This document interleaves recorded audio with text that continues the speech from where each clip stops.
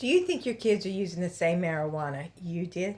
Do you know that today's genetically modified marijuana is dramatically different than 30 years ago? Do you know that decisions that you will make have a permanent impact on your child's brain? Stay with us and learn about why marijuana is different so you can give your child healthy guidance.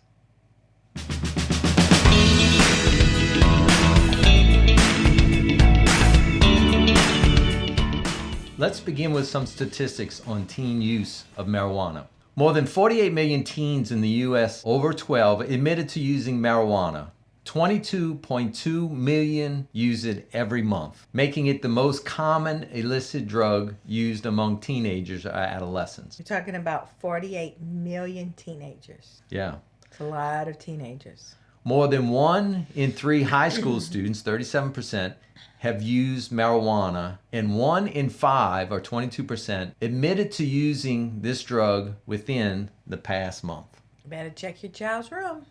You better check. As far as marijuana form, most teens prefer to consume this drug by smoking it. So you should be able to smell it. Yeah. And that's accounting for 1/2 of its use. But this is followed by what's called dabbing. If you don't know what that is, look it up. But 1 in 8 do the dabbing. Consuming edibles, 1 in 9. Vaping, 1 in 15. And drinking marijuana beverages, 1 in 30. As you'll see later on, the dangers associated with vaping has doubled among teenagers in the last 3 years. Yeah, and look these things up. I know you know what vaping is probably, but dabbing, they talk about, oh, we're going dabbing. You want to know what that is. Go look it up so you can understand and know that that's not just a buzzword, like a cool word. Yeah, and basically dabbing is creating a real strong sort of waxy, solid form of THC, high marijuana, the contents, and then they light it and it hits their brain with an 80% level of THC. Which could be very dangerous. As we'll see. So why is marijuana dangerous for teens? Well, number one, the concentration levels of THC, and THC is the chemical that makes you high. Right. The concentration levels of THC are significantly different than the marijuana of 30 years ago. As I said, THC is the psychoactive compound that creates the euphoria. Right. So THC levels of the more natural marijuana is between 1 and 5%. Okay, I want you to hear that. The marijuana that I smoked in 1970 and the 80s at 1 to 5% TH level. It was grown. The only thing we were worried about was the pesticides they were putting on top of it. So you wanted to buy clean weed versus weed that had been sprayed, okay? That's not what they're smoking today. Yeah, in today's genetically modified smoking marijuana, the THC levels are 15 to 25%. Hear that, 1 to 5% to 15 to 25%. If you do the math, it's basically a 260% increase. Yeah. Now I want you to hear this. If you increase the caffeine level in a cup of coffee by 260%, it becomes a lethal dose. A 260% increase of THC, we don't have people dying of that, but we do have a huge impact on teenage and adult brains, but we're talking specifically about teenagers. And they're having a lot of side effects that did not happen back in the 1960s. Exactly. So if we look at the THC levels, it went from 1 to 5% to 15 to 25%. But when we talk about vape marijuana, it's between 40 and 60%. In dabbing, it's around 80%. And if you're consuming gummies can be anywhere from 50 to 99%. We're talking about a massive increase in the levels of THC. Look, there's a lot of debate about whether marijuana is healthy, unhealthy, medical use. It's been known to help in certain medical conditions. That's what we're not talking about. We're talking about the high, intense amount of THC levels on a teenage brain that's having impact on a developing brain, and we don't understand all the ramifications of it. Let's look at marijuana and the teen brain. And if you look at this picture here, teen brains we know are in rapid development until around the age 25. Right. Now in this picture, you can see the yellow dots. These are what we call cannabinoid receptors, and those are the receptors that are impacted by when you smoke marijuana. So look at the intensity or the density of the yellow dots in different parts of the brain. If you start up top, that high density area impacts your movement. It impacts your sensations. Thank God it doesn't impact your vision. Right, like alcohol. It impacts your coordination as we go around. Look, it impacts your memory. We know that. It impacts the reward system. That's the system that provides the euphoria or the feel-good feeling. It also impacts your judgment. It has a tremendous impact on the brain. And we know from studies that when the brain is developing as a teenager, up until you're 25, the impact is increased because the brain is more vulnerable to the impact of the substance. Right, because it's still in development. It's still moving. It's still growing. Yeah. In a similar way, it's like as a mom who would be pregnant, you don't ingest certain things because it could potentially impact the developing fetus, right? Right. And so you have it clean. Now, it's very different, but it's the similarity is that the brain is still in a very developmental mode and is a lot more vulnerable to things that after 25, it may not impact it nearly as much. So let's look at this other picture. It's marijuana in the brain. The different areas or lobes that it impacts and what does marijuana impact? So the frontal lobe will work around sudden mood swings, lack of concentration, learning problems, delusions, hallucinations. Right. And then in this area, I mean, if your kid is already having a hard time, processing things, this is not good because it's just going to make it worse. It doesn't make it better. I mean, if they're already having trouble concentrating and then they're smoking marijuana, that just makes it worse. So then their self-esteem goes down because they're not able to function that well in their school. They're already having issues, and now here we go, we're pushing it lower and lower. And then God forbid if you have hallucinations, that you're not seeing reality. Yeah. Affects the temporal lobe. It impairs your memory. We know that. It creates, at times, slurred speech. If you go down to the brainstem, creates a rapid heart rate. It reduces blood pressure and creates drowsiness. The cerebellum decreases motor coordination, decreases eye-hand coordination, decreases driving skills. Right. Some people say that it actually doubles the chances of car accidents when a child is smoking marijuana and high. The occipital lobe, it distorts perceptions and it impairs peripheral vision. The parietal lobe, it slows reaction time. They did an experiment. I don't know how they did that, but it was airplane pilots who were simulated on how to deal with crises.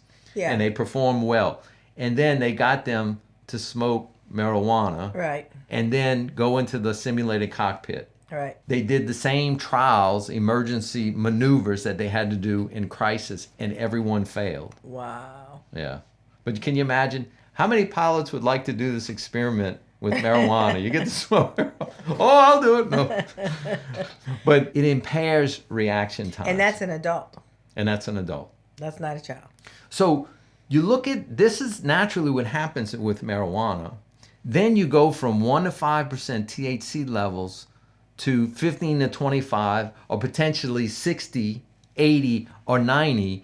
And you can imagine how all of these characteristics get what? Severely amplified. Yeah. Well, I'm just thinking about all the crime that we're having right now in 2022. That's usually very connected to what drug is on the streets. Marijuana is very much on the streets, and we have a lot of paranoia going on because we have a lot of murder going on. Paranoia goes with murder, like in the cocaine days. Yeah. So the question becomes, should you allow your teenager to use marijuana?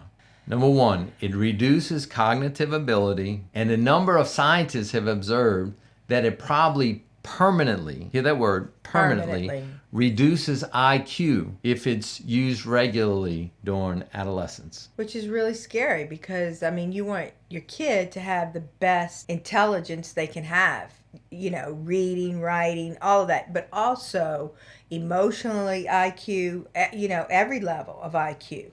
And this is very scary because then they're stunted at that growth with the non-ability to move it forward. Yeah. Number 2, there is an increase in mental health issues among teens using marijuana, including depression, anxiety, paranoia, and psychosis. Those last 3 are actually attributed to the high levels. Low-level Right. THC, you usually don't experience anxiety. You don't experience Right. high levels THC. It brings out anxiety, paranoia, and psychosis. Which is interesting because in our day, when I did drugs, when I smoked marijuana, I definitely did not get paranoid. I would use it because I was paranoid and it would calm me down. But this is causing paranoia. Causing paranoia. And we already have anxiety, like insanity right now in our society. Yeah. One study found that a teenager who has a predisposition to schizophrenia, regular marijuana use doubles the chances of activating schizophrenia. We don't know. They don't have enough studies on it because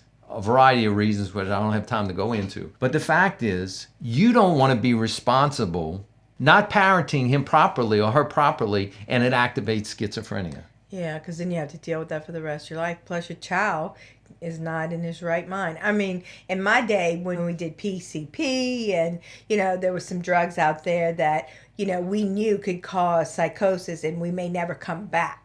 If you did acid, you may never come back. There were some things that, you know, in the streets that we knew if we went in that direction, you may take a risk. Yeah. But here, I don't think people are even aware of the risks. That if you're going to go into these are things that could happen. 3 college students recently were using high levels of marijuana and all had different levels of psychotic breaks and had to be removed from college after 2 or 3 years of success.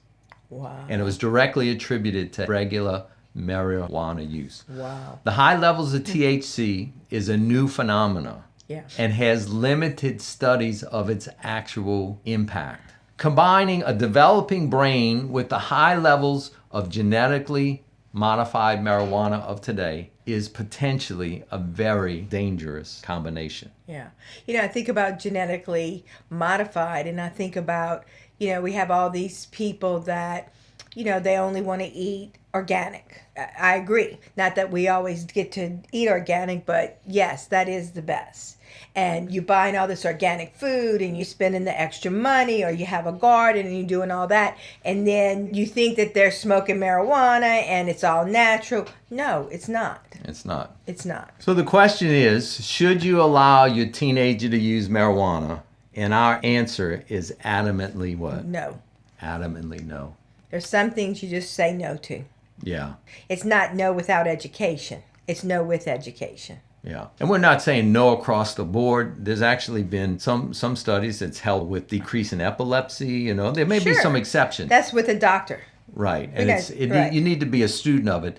But we are saying in general, recreational use of marijuana among teenagers needs to be an absolute no from the parents. Yes. We have a recommended resource here called The Brain on Cannabis, which you should know about recreational and medical marijuana. Rebecca Siegel. We're a big fan of the Amen Clinic. In fact, we're going to get to see him Saturday. Tomorrow night, yeah. Yes. This is from the Amen Clinic. It's one of the premier frontline places of brain health and treatment of brain injury. This is a comprehensive and myth-busting guide on marijuana use and its effect on the brain, including how to effectively talk to young people about recreational marijuana use.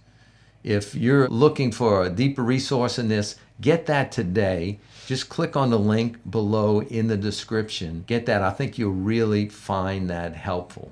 We also have done a masterclass, right? Yeah. We did what was the masterclass on? Is marijuana helpful or harmful? We want to do as much education as we can and dialogue to get the information out there. Yeah, so this class is a deeper dive than we've done here on marijuana, answering the question, is it helpful or is it harmful? And I would encourage you to click on that link now, and we will see you in the next video.